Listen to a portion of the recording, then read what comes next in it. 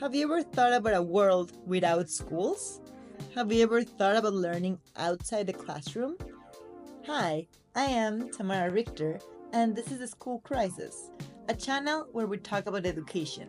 Today, we're going to explore the radical ideas of Ivan Illich, who challenges everything we think we know about education and schooling. We often hear that education is the key to success and social mobility. But according to Ivan Illich, this idea has been constructed by the very institutions that benefit from it. He argues that society has been schooled into believing that formal education is the only way to learn. Schools create a culture that lets unmeasured experience slip out, and where people look for rankings to tell them what to do. Illich, 1973. According to Illich, schools monopolize learning. They convince people that education can only happen in institutions. Credentialism over competence. Diplomas matter more than actual skills. Education as a commodity. Knowledge is treated like a product rather than experience. If learning is something we do naturally, why do we need institutions to validate it? Illich asks us to imagine an education system that values experience over certification. Illich's most famous concept is the Deschooling Society. He argues that school is not just about education, it's about social control. School as an institution creates dependency, making people believe they need experts and credentials to function in society. The creature whom schools need as a client has neither the autonomy nor the motivation to grow on his own. Illich, 1993. Schools shape behavior, not just knowledge, teaching people to conform rather than to think. Education assigns social roles. The unschooled are judged as failures.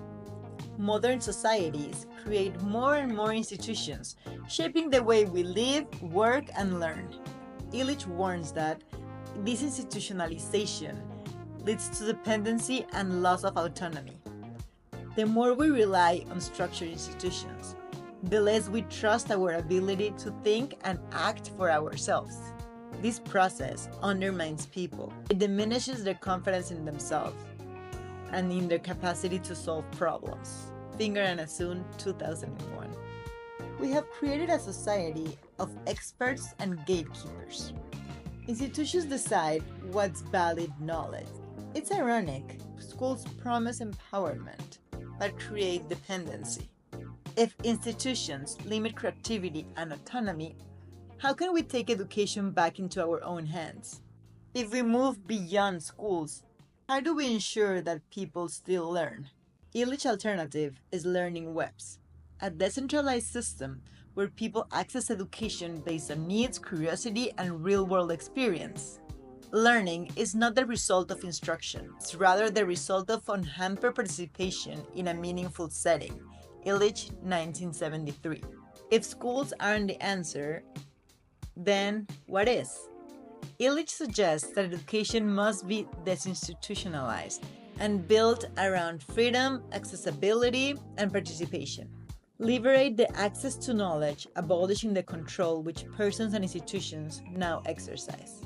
Ivan Illich challenges to rethink education, not as an institution, but as an experience woven into everyday life. If schools teach us to need institutions, what happens when we break free? Can we build a world when learning is open, accessible, and self-directed? As you can see, Illich wrote his main book in the late 1960s, beginning of the 70s. And I think we already have a world where learning can be open, accessible, and self-directed. For some reason, we still live in a credentialist society. And many times that knowledge that is accessible and it's free, it's not as valued as one that gives you a certificate. I think there's a matter of value and status, and we are still trying to stay in the same world of institutions and value institutions. What do you think? Can we move beyond school and create a new world of learning societies? Let me know in the comments below, and don't forget to like and subscribe. See you next time.